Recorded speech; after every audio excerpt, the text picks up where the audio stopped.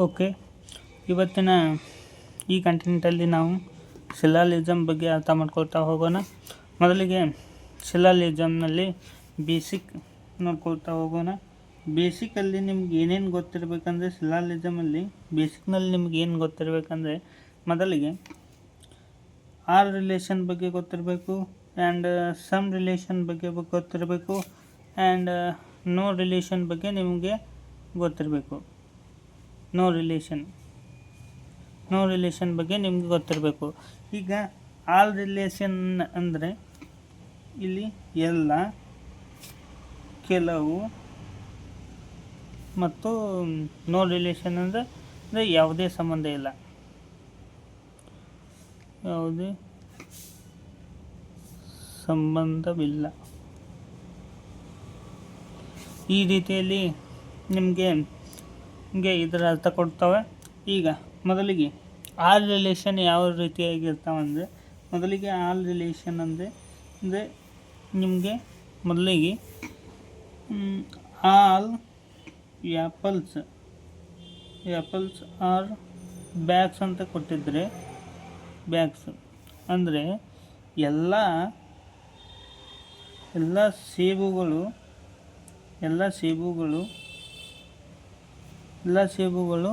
ಬ್ಯಾಗ್ಗಳಾಗಿವೆ ಅಂತ ಕೊಟ್ಟಾಗ ನೀವು ಯಾವ ರೀತಿಯಾಗಿ ಬಿಡಿಸ್ಬೇಕಂದ್ರೆ, ಮೊದಲಿಗೆ ಇದೇನು ಆಲ್ ಮುಂದೆ ಆ್ಯಪಲ್ ಅಂತ ಬಂದಿರ್ತೈತಲ್ಲ, ಅದು ಒಳಗಡೆ ಸೈಡಲ್ಲಿರುತ್ತೆ. ಇದು ಆ್ಯಪಲ್. ನೆಕ್ಸ್ಟ್ ಇದರ ಮೇಲ್ಗಡೆ ಒಂದು ವೃತ್ತವನ್ನು ಹಾಕಿದಾಗ ಇಲ್ಲಿ ಬ್ಯಾಗ್ಸ್ ಅಂತ ಬರ್ಕೋಬೇಕು. ಈಗ ಈ ಒಳಗಿನ ವೃತ್ತ ಆ್ಯಪಲ್ಲ, ಮೇಲಿನ ವೃತ್ತ ಬ್ಯಾಗ್ಸ್ ಆಗಿರುತ್ತೆ. ಈ ರೀತಿಯಾಗಿ ನಿಮ್ಮ ಆಲ್ ರಿಲೇಷನ್ ಬರುತ್ತೆ. ನೆಕ್ಸ್ಟ್ ನೀವು ತಿಳ್ಕೊಬೇಕಾಗಿದ್ದು ಏನಂದರೆ, ಇಲ್ಲಿ ಯಾವ ರೀತಿಯಾಗಿ ಕನ್ಕ್ಲೂಷನ್ಗಳು ಕೊಟ್ಟಾಗ ನಿಮಗೆ ನೆಕ್ಸ್ಟ್ ಆಪ್ಷನ್ನಲ್ಲಿ ಯಾವ ರೀತಿಯಾಗಿ ಬಂದಾಗ ನೀವು ಕರೆಕ್ಟಾಗಿ ಅದನ್ನು ಗೆಸ್ ಮಾಡ್ಬೋದು ಅನ್ನೋದು ಹೇಳ್ತೀನಿ. ಈಗ ಈ ಬ್ಯಾಗ್ಸ್ ಕಡೆಯಿಂದ ಆ್ಯಪಲ್ ಕಡೆ ಹೋಗುವಾಗ ನಿಮ್ಮ ಕನ್ಕ್ಲೂಷನ್ನಲ್ಲಿ ಅಂದರೆ ಹೇಳಿಕೆಗಳಲ್ಲಿ ಇಲ್ಲ, ಇದು ಹೇಳಿಕೆ ತೀರ್ಮಾನಗಳಲ್ಲಿ ನಿಮ್ಗೆ ಸಮ್ ಬಂದಿತ್ತಂದರೆ ಬ್ಯಾಗ್ಸ್ ಕಡೆಯಿಂದ ಆ್ಯಪಲ್ ಕಡೆ ಹೋಗುವಾಗ ಸಮ್ ಬಂದಿತ್ತಂದರೆ ಕರೆಕ್ಟ್ ಆಗುತ್ತೆ. ಒಂದು ವೇಳೆ ಆ್ಯಪಲ್ ಕಡೆಯಿಂದ ಬ್ಯಾಗ್ಸ್ ಕಡೆ ಹೋಗುವಾಗ ಅಂದರೆ ಒಳಗಡೆಯಿಂದ ಹೊರಗಡೆ ಹೋಗುವಾಗ ನಿಮ್ಗೆ ಸಮ್ ಅನ್ನೋದು ಕರೆಕ್ಟ್ ಆಗುತ್ತೆ ಮತ್ತು ಆಲ್ ಅನ್ನೋದು ಕರೆಕ್ಟ್ ಆಗುತ್ತೆ. ಈಗ ಅರ್ಥ ಮಾಡ್ಕೊಳ್ಳಿ ನೀವು, ಈ ಬ್ಯಾಗ್ಸಿಂದ ಆ್ಯಪಲ್ ಕಡೆ ಅಂದರೆ ಹೊರಗಡೆಯಿಂದ ಒಳಗಡೆ ಹೋಗುವಾಗ ಸಮ್ ರಿಲೇಷನ್ ಏನೇ ಕೊಟ್ಟಿದ್ರೆ ಕರೆಕ್ಟ್ ಆಗುತ್ತೆ.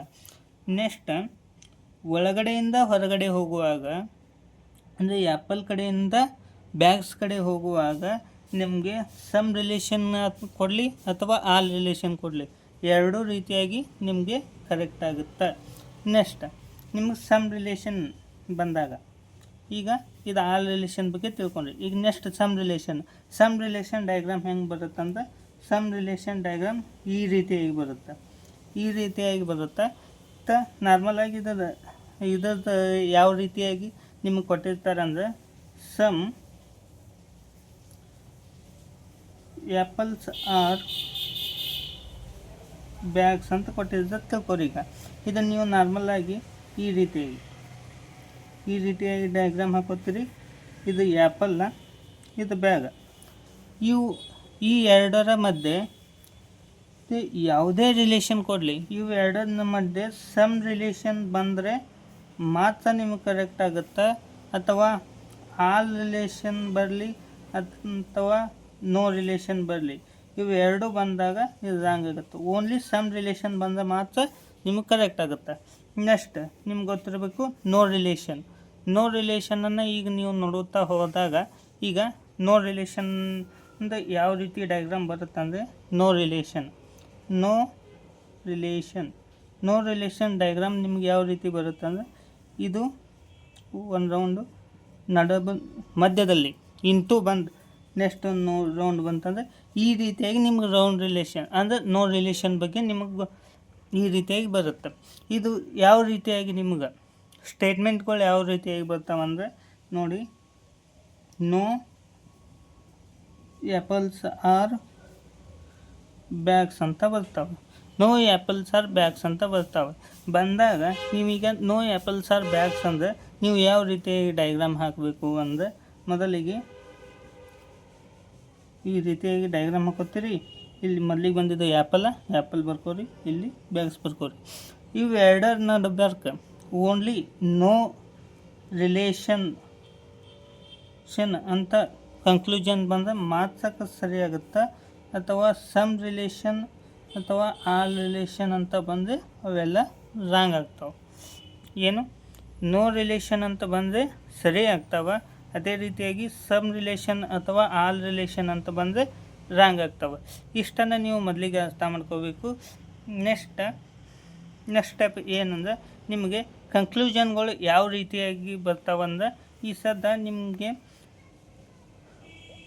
ಈಗ ಆಪ್ಷನ್ಗಳು ಯಾವ ರೀತಿ ಬರ್ತಾವಂದರೆ ಓನ್ಲಿ ಒನ್ ಫಾಲೋಸ್ ಅಂತ ಬರ್ತೈತಿ, ಎರಡನೇದು ಓನ್ಲಿ ಟೂ ಫಾಲೋಸ್ ಅಂತ ಬರ್ತೈತಿ, ಮೂರನೇದೇನು 1 and 2 ಫಾಲೋಸ್ ಅಂತ ಬರ್ತೈತಿ. ನೆಕ್ಸ್ಟ್ ಏನು ಬರುತ್ತಂದ್ರೆ ನೈದರ್ 1 and 2 ಫಾಲೋಸ್ ಅಂತ ಬರ್ತೈತಿ.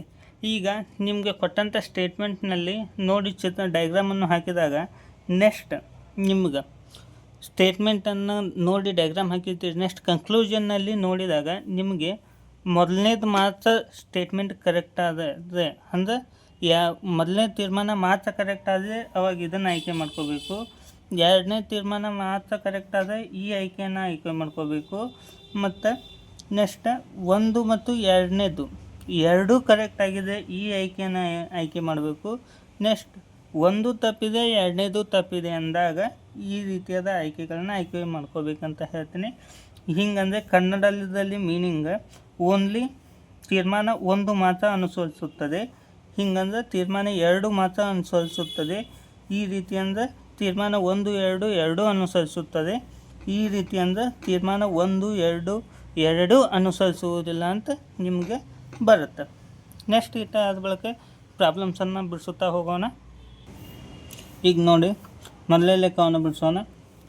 ಎಲ್ಲ ಮೇಕೆಗಳು ಸಿಂಹಗಳಾಗಿವೆ ಅಂತ. ಎಲ್ಲ ಮೇಕೆಗಳು ಸಿಂಹಗಳಾಗಿವೆ ಅಂದರೆ ನಾನು ಆಲ್ರೆಡಿ ಆಲ್ ರಿಲೇಷನ್ ಹೆಂಗೆ ಬರುತ್ತಂತ ಹೇಳಿದ್ದೀನಿ. ಎಲ್ಲ ಮೇಕೆಗಳು ಸಿಂಹಗಳಾಗಿವೆ ಅಂದರೆ ನಡ್ವರ್ಕ್ ಮೇಕೆಗಳು,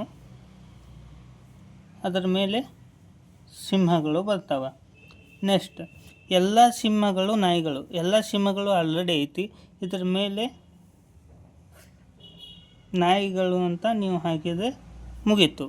ಈಗ ನಾನು ನಿಮಗೇನು ಹೇಳಿದ್ದೆ, ಹೇಳಿಕೆಗಳನ್ನು ನೋಡಿ ಡಯಾಗ್ರಾಮ್ ಹಾಕೊಂಡ ಬಳಿಕ ನೆಕ್ಸ್ಟ್ ತೀರ್ಮಾನಗಳನ್ನು ನೋಡಬೇಕು.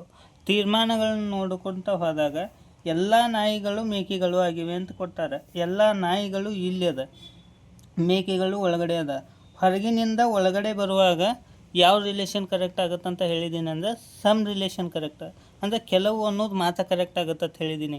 ಇಲ್ಲಿ ಆಲ್ ಅನ್ನೋದು ಕೊಟ್ಟಿದ್ದಾರೆ, ಅದಕ್ಕಾಗಿ ಇದು ಒಂದೇದು ಅನುಸರಿಸುವುದಿಲ್ಲ. ನೆಕ್ಸ್ಟ್ ಕೆಲವು ಸಿಂಹಗಳು ಮೇಕೆಗಳಾಗಿದ್ದಾವೆ ಅಂತ ಕೊಟ್ಟಾರ. ಈಗ ನೋಡ್ರಿ ಸಿಂಹಗಳು ಇಲ್ಲಿದಾವೆ, ಮೇಕೆಗಳು ಇಲ್ಲಿದಾವೆ. ಸಿಂಹ ಕಡೆಯಿಂದ ಅಂದರೆ ಹೊರಗಿನಿಂದ ಒಳಗಡೆ ಬರ್ತಿದ್ದೀವಿ. ಹೊರಗಿನಿಂದ ಒಳಗಡೆ ಬರುವಾಗ ನಾನು ಕೆಲವು ಅನ್ನೋದು ಕರೆಕ್ಟ್ ಆಗುತ್ತೆ ಅಂತ ಹೇಳಿ ಇಲ್ಲಿ ಆಲ್ರೆಡಿ ಕೆಲವು ಅನ್ನೋದು ಕೊಟ್ಟಿದ್ದಾರೆ, ಅದಕ್ಕೆ ಇದು ಸರಿಯಾಗುತ್ತೆ.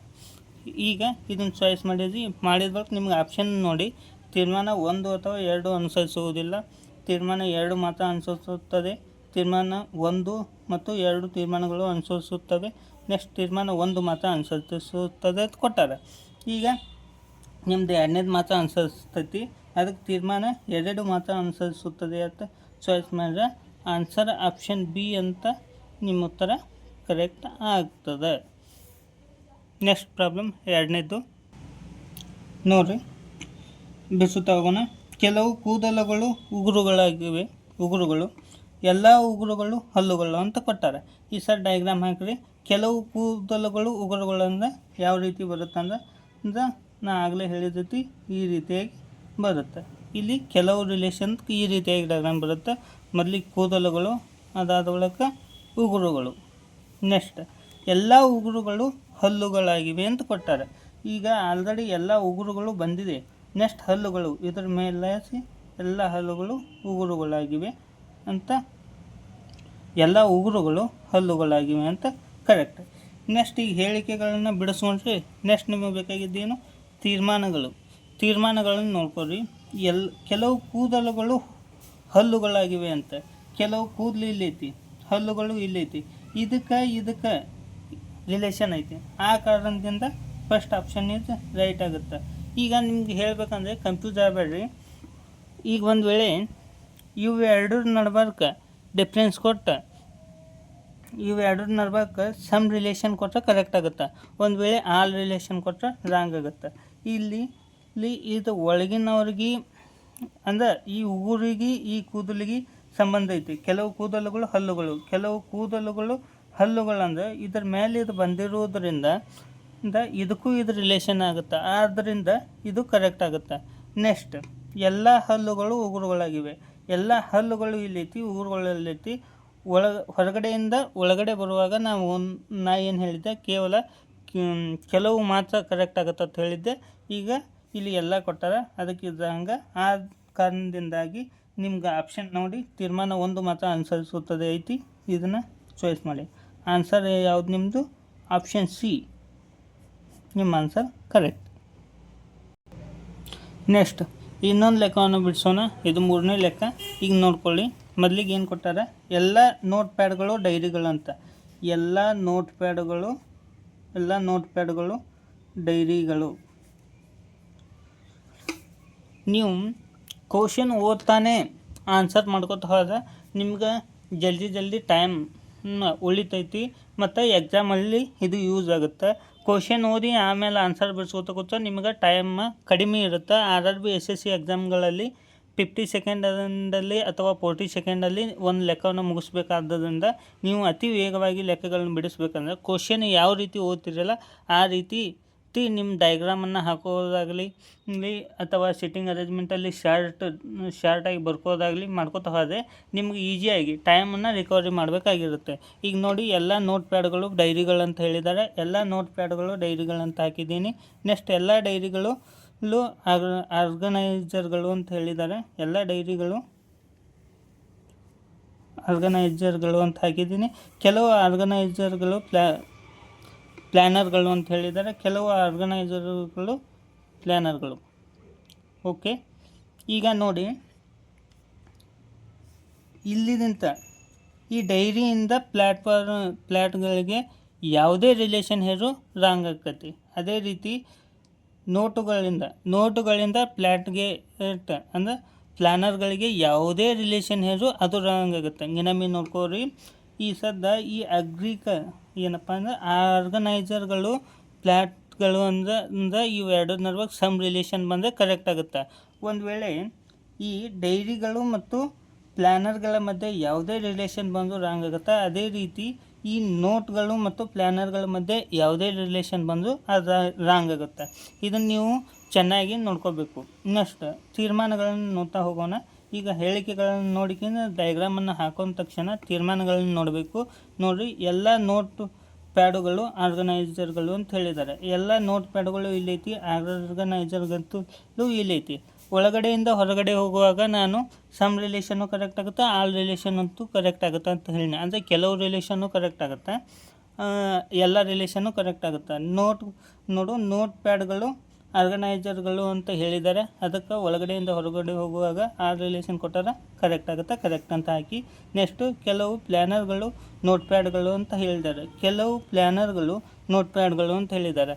ಇದಕ್ಕೆ ಯಾವುದೇ ರಿಲೇಷನ್ ಬಂದು ರಾಂಗ್ ಆಗ್ತಾವೆ ಅಂತ ಹೇಳಿದ್ದೀನಿ, ಅದಕ್ಕೆ ಇದು ರಾಂಗ್ ಆಗುತ್ತೆ. ಈಗ ನೆಕ್ಸ್ಟ್ ಆಪ್ಷನ್ ನೋಡಿ ಬಿಡಿಸಿ. ಓನ್ಲಿ ಒಂದನೇದು ಅಷ್ಟೇ ಕರೆಕ್ಟ್ ಆಗುತ್ತೆ, ಒಂದು ಮಾತ್ರ ಅನುಸರಿಸುತ್ತದೆ ಅಂತ ನೀವು ಚಾಯ್ಸ್ ಮಾಡಿದ್ರೆ ಆಯಿತು.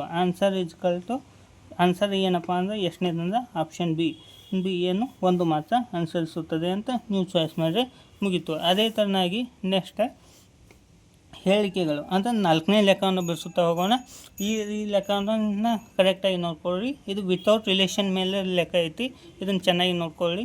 ನೋಡಿರಿ, ಎಲ್ಲ ಹ್ಯಾಮ್ಗಳು ರೆಂಚ್ಗಳ ಅಲ್ಲ ಅಂತ ಕೊಡ್ತಾರೆ ಅಂದಾಗ, ನೋ ರಿಲೇಷನ್. ಎಲ್ಲ ಹ್ಯಾಮ್ಗಳು ರೆಂಚ್ಗಳಲ್ಲ, ಅಂದಾಗ ನೋ ರಿಲೇಷನ್. ಎಲ್ಲ ಹ್ಯಾಮ್ಗಳು ರೆಂಚ್ಗಳಲ್ಲ, ಅಂದಾಗ ನೋ ರಿಲೇಷನ್. ಎಲ್ಲ ಹ್ಯಾಮ್ಗಳು ರೆಂಚ್ಗಳಲ್ಲ, ಅಂದಾಗ ನೋ ರಿಲೇಷನ್. ಎಲ್ಲ ಹ್ಯಾಮ್ಗಳು ರೆಂಚ್ಗಳಲ್ಲ, ಅಂದಾಗ ನೋ ರಿಲೇಷನ್. ಎಲ್ಲ ಹ್ಯಾಮ್ಗಳು ರೆಂಚ್ಗಳಲ್ಲ, ಅಂದಾಗ ನೋ ರಿಲೇಷನ್. ಎಲ್ಲ ಹ್ಯಾಮ್ಗಳು ಎಲ್ಲ ಹ್ಯಾಮ್ಗಳು ರಂಚ್ಗಳಲ್ಲ ಅಂತ ಕೊಟ್ಟಾರ, ರಂಚ್ಗಳಲ್ಲ ಅಂತ ಮಾಡಿದ್ದಾರೆ. ನೆಕ್ಸ್ಟ್ ಯಾವುದೇ ಸ್ಕ್ರೂ ಡ್ರೈವರ್ಗಳು ರಂಚ್ಗಳಲ್ಲ.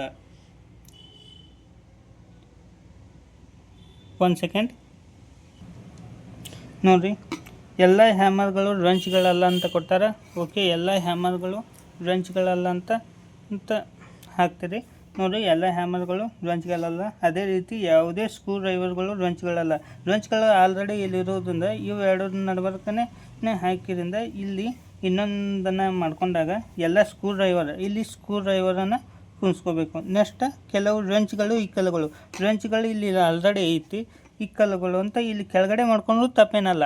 ಯಾಕಂದರೆ ಇದಕ್ಕೆ ಸಮ್ ರಿಲೇಷನ್ನ ಅಟ್ಯಾಚ್ ಆಗುವಂಗೆ ನಾವು ರೌಂಡನ್ನು ಬಾಜು ಆಜು ಹಾಕ್ಬೋದು, ಮೇಲಾಜು ಹಾಕ್ಬೋದು, ಕೆಳಗಾಜು ಹಾಕ್ಬೋದು. ಆ ರೀತಿಯಾಗಿ ಮಾಡಬೇಕು. ಆದ್ದರಿಂದ ಇದು ಇಕ್ಕಲುಗಳಾಗಿರುತ್ತೆ. ನೆಕ್ಸ್ಟ್ ತೀರ್ಮಾನಗಳನ್ನು ನೋಡಿ ಯಾವುದೇ ಹ್ಯಾಮರ್ಗಳು ರಂಚ್ಗಳಲ್ಲ ಅಂತ, ಯಾವುದೇ ಹ್ಯಾಮರ್ಗಳ ರಂಚ್ಗಳ ಅಂತ ನೋ ರಿಲೇಷನ್ ಐತಿ. ಓಕೆ, ರೈಟ್ ಅಂತ ಹಾಕ್ರಿ. ಯಾವುದೇ ಇಕ್ಕಲುಗಳು ಸ್ಕ್ರೂ ಡ್ರೈವರ್ಗಳಲ್ಲ ಅಂತ. ಈಗ ಈ ರಂಚ ಮತ್ತು ಸ್ಕ್ರೂ ಡ್ರೈವರ್ ನಡ್ಬರ್ಕ್ ನೋ ರಿಲೇಷನ್ ಬಂದರೆ ಓಕೆ, ಇವರಿಬ್ಬರಿಗೆ ಸಮ್ ರಿಲೇಷನ್ ಇರುತ್ತಂದ್ರೆ ಇವ್ರ ಮಧ್ಯೆ ನೋ ರಿಲೇಷನ್ನೇ ಬರಲಿ, ಸಮ್ ರಿಲೇಷನ್ನೇ ಬರಲಿ, ಆಲ್ ರಿಲೇಷನ್ನೇ ಬರಲಿ, ಯಾವುದೇ ಬಂದು ಅದು ರಾಂಗ್ ಆಗಿರುತ್ತೆ. ಈಗ ಯಾವುದೇ ಇಕ್ಕಲುಗಳು ಸ್ಕ್ರೂ ಡ್ರೈವರ್ಗಳಲ್ಲ. ಇದು ಇಕ್ಕಲು ಇಲ್ಲೈತಿ, ಸ್ಕ್ರೂ ಡ್ರೈವರ್ ಇಲ್ಲೈತಿ. ಆ ಕಾರಣದಿಂದ ಇವರಿಬ್ಬರು ನಡ್ಬರ್ಕ ಯಾವುದೇ ರಿಲೇಷನ್ ಬಂದು ಅದು ರಾಂಗ್ ಆಗಿರುತ್ತೆ. ಓಕೆ, ಈಗ ತೀರ್ಮಾನಗಳನ್ನು ನೋಡಿ. 1 ಮಾತ್ರ ಸತ್ಯ, ಯಾವುದು ತೀರ್ಮಾನ ಅನುಸರಿಸುವಲ್ದಲ್ಲ. 2 ಮಾತ್ರ ಸತ್ಯ, ತೀರ್ಮಾನ 1 ಮತ್ತು 2 ಸತ್ಯ ಅಂತ ಹೇಳ್ತಾರೆ. ನಮ್ಮದು ಒಂದೇ ಕರೆಕ್ಟ್ ಆಗುತ್ತೆ, 1 ಮಾತ್ರ ಸತ್ಯ ಅಂತ ಹಾಕಿದ್ರೆ ಆಯಿತು. ಆನ್ಸರ್ ಏನು, ಎಷ್ಟನೇ ಆಪ್ಷನ್ ಉಂಟು? A option is right answer. ಇಷ್ಟು ಹೇಳಿದರೆ, ಇಷ್ಟು ತಿಳ್ಕೊಂಡ್ರೆ ನೀವು ಶಿಲಾಲಿಸಮ್ ಬಗ್ಗೆ ತಿಳ್ಕೊಂಡಿರ್ತಿ. ಇದರದ್ದು ನೆಕ್ಸ್ಟ್ ವಿಡಿಯೋ ಬೇಕಂದರೆ ಪಾರ್ಟ್ 2 ಅಂತ ಕಮೆಂಟ್ ಮಾಡಿ. ಇನ್ನೂ ಹೆಚ್ಚಿನ ಮಾಹಿತಿಗಾಗಿ ನಮ್ಮ ಚಾನಲನ್ನು ಸಬ್ಸ್ಕ್ರೈಬ್ ಮಾಡಿ, ಲೈಕ್ ಮಾಡಿ, ಶೇರ್ ಮಾಡಿ ಅಂತ ಹೇಳ್ತೀನಿ. ಇನ್ನೂ ಹೆಚ್ಚಿನ ಮಾಹಿತಿಯನ್ನು ನಾನು ನಿಮ್ಗೆ ತಲುಪಿಸಲು ನನಗೆ ನಿಮ್ಮ ಸ್ಫೂರ್ತಿ ಬೇಕು. ಹಾಗೆ ಇತ್ತೀಚೆಗೆ ನನ್ನ ವಿಡಿಯೋಗಳು ಬರ್ತಿರೋದ್ರಿಂದ ನೀವು ನನಗೆ ಸಪೋರ್ಟ್ ಮಾಡಿದರೆ ನಾನು ಇನ್ನೂ ಹೆಚ್ಚಿನ ರೀತಿಯಲ್ಲಿ ಈ ರೀತಿಯಾದ ಪ್ರಾಬ್ಲಮ್ಸ್ಗಳು ತರ್ತೀನಿ. ಅದೇ ರೀತಿಯಾಗಿ ನಿಮಗೆ ಬೇಸಿಕ್ ಟು ಪೂರ್ತಿ ಅಂದರೆ ಬೇಸಿಕ್ನಿಂದ 99% ನಾನು ನಿಮಗೆ ಎಲ್ಲ ಲೆಕ್ಕಗಳನ್ನ ಹೇಳ್ಕೊಡ್ತೇನೆ ಅಂತ ಹೇಳ್ತಾ ಈ ವಿಡಿಯೋನ ಇಲ್ಲೇ ಮುಗಿಸ್ತಿದ್ದೀನಿ. ಈ ವಿಡಿಯೋದಲ್ಲಿ ನಾನು ನಿಮಗೆ ಎಕ್ಸಾಂಪಲ್ಸ್ಗಳನ್ನ ಕಡಿಮೆ ಕೊಟ್ಟಿದ್ದೀನಿ, ಆದರೆ ಕಂಟೆಂಟ್ ಕೊಟ್ಟಿದ್ದೀನಿ. ಯಾಕಂದರೆ ಈ ಸದ್ಯ ನನಗೆ ಏನಪ್ಪ ಅಂದ್ರೆ RRB D ಗ್ರೂಪ್ ಎಕ್ಸಾಮ್ ಇರೋದರಿಂದ ನೀವು ಏನು ಮಾಡ್ಬೇಕಪ್ಪ ಅಂದರೆ ಇದನ್ನು ಹೋಗೋ ಟೈಮಲ್ಲಿ ಲಾಸ್ಟ್ ರಿವಿಷನ್ ಯಾರು ಮಾಡ್ತಿರ್ತೀರಿ ಅವ್ರಿಗೆ ಈ ವಿಡಿಯೋಗಳು ಯೂಸ್ ಆಗ್ತವೆ. ನೀವು ಮೊದಲೇದಿಂದ ಬೇಸಿಕ್ಕಿಂದ ಓದುವವರಿಗೆ ಈ ವಿಡಿಯೋಗಳು ಅರ್ಥ ಆಗೋದಿಲ್ಲ. ಆ ಕಾರಣದಿಂದ ಬೇಸಿಕ್ದಿಂದ ನೀವು ಕಲಿಬೇಕಂದ್ರೆ ನಮ್ಮ ಐಡಿಯನ್ನು ಅಥವಾ ನನ್ನ ಚಾನಲನ್ನು ನೀವು ಸಬ್ಸ್ಕ್ರೈಬ್ ಮಾಡ್ಕೋರಿ. ಅದೇ ರೀತಿಯಾಗಿ ನಾನು ಈ ಡಿ ಗ್ರೂಪ್ ಎಕ್ಸಾಮ್ ಮುಗಿದಿಂದ ನಿಮಗೆ ಡೇ ಬೈ ಡೇ ಬೇಸಿಕ್ಕಿಂದ ರೀಸನಿಂಗನ್ನು ಹೇಳ್ತಾ ಹೋಗ್ತೀನಿ. ಯಾಕಂದರೆ ಮೊದಲಿಗೆ ರೀಸನಿಂಗನ್ನು ಹೇಳ್ತಾ ಹೋಗೋಣ. ಈಗ ನಿಮ್ಗೆ ಹೇಳ್ಬೇಕಂದ್ರೆ RRB D ಗ್ರೂಪಿಗೆ ನಾರ್ಮಲಾಗಿ ರೀಸನಿಂಗ್ ಮೇಲೆ 30 ಕ್ವಶನ್ಸ್ ಬರ್ತವೆ. 30 ಕ್ವಶನ್ಸಲ್ಲಿ ನಿಮ್ಮ ಅಟೆಂಪ್ಟ್ ಯಾವತ್ತಿದ್ರೂ 30 ಇರಲಿ ಅಂತ ನಾನು ಬಯಸ್ತೀನಿ. ಯಾಕಂದ್ರೆ ಈಗ ನೀವು ಮ್ಯಾಥಮೆಟಿಕ್ಸಲ್ಲಿ ಎಷ್ಟೇ ನೀವು ಪರ್ಫೆಕ್ಟ್ ಇದ್ರೂ 25 ಔಟ್ ಆಫ್ 25 ಮಾಡ್ಲಿಕ್ಕಾಗಲ್ಲ. ಆ ರೀತಿ ಲೆಕ್ಕಗಳನ್ನ ಅಲ್ಲಿ ಕೊಡ್ತಾರೆ. ಆ ಕಾರಣದಿಂದಾಗಿ ನೀವು ರೀಸನಿಂಗಲ್ಲಿ ಔಟ್ ಆಫ್ 30 ಮಾಡಿದರೆ ನಿಮಗೆ ನೆಕ್ಸ್ಟ್ ಕಟಪ್ಗೆ ನಿಮ್ಗೆ ಯೂಸ್ ಆಗ್ತಾಯಿರುತ್ತೆ ಅಂತ ಹೇಳ್ತಾ, next D group notification next ಮಂತಲ್ಲಿ ಅಂದರೆ ಸೆಪ್ಟೆಂಬರ್ ಮಂತಲ್ಲಿ ಇರೋದರಿಂದ ನಿಮಗೆ ನೆಕ್ಸ್ಟ್ ಬೇಸಿಕ್ಕಿಂದ ನಾನು ನಿಮಗೆ ಸ್ಟಾರ್ಟ್ ಮಾಡಿದರೆ ನಿಮಗೆ ಯೂಸ್ ಆಗುತ್ತೆ ಅನ್ನೋದರಿಂದ ನಾನು ಮಾಡ್ತಾಯಿದ್ದೀನಿ. ವಾಯ್ಸ್ ಸ್ವಲ್ಪ ಕ್ಲಿಯರ್ ಇಲ್ಲ, ಆದ್ರೂ ನಾನು ಏನೋ ಒಂದು ಚಿಕ್ಕ ಪ್ರಯತ್ನ ಮಾಡ್ತಿದ್ದೀನಿ. ಇದಕ್ಕೆ ನಿಮ್ಮ ಸಪೋರ್ಟ್ ಇರಲಿ. ಹೀಗೆ ನನ್ನನ್ನು ಸಪೋರ್ಟ್ ಮಾಡ್ಕೋತಾ ಬೆಳೆಸ್ಕೋತಾ ಹೋದರೆ ನೆಕ್ಸ್ಟ್ ದಿನಗಳಲ್ಲಿ ವಾಯ್ಸ್ ಆಗಲಿ ಯಾವುದೇ ರೀತಿಯಾದ ನಿಮಗೆ ತೊಂದರೆ ಇರಲ್ಲಂಗೆ ನಾನು ವಿಡಿಯೋ ಮಾಡ್ತೀನಿ ಅಂತ ಹೇಳ್ತಾ ಇವತ್ತಿನ ವಿಡಿಯೋನ ಮುಗಿಸ್ತಿದ್ದೀನಿ. ಧನ್ಯವಾದಗಳು. ಎಲ್ಲರೂ ನಮ್ಮ ಚಾನಲನ್ನು ಸಬ್ಸ್ಕ್ರೈಬ್ ಮಾಡಿ, ಲೈಕ್ ಮಾಡಿ, ಶೇರ್ ಮಾಡಿ ಅಂತ ಹೇಳ್ತಾ ಇಲ್ಲಿನ ವಿಡಿಯೋನ ಈಗಲೇ ಮುಗಿಸ್ತಿದ್ದೀನಿ. ಧನ್ಯವಾದಗಳು. Thank you one and all.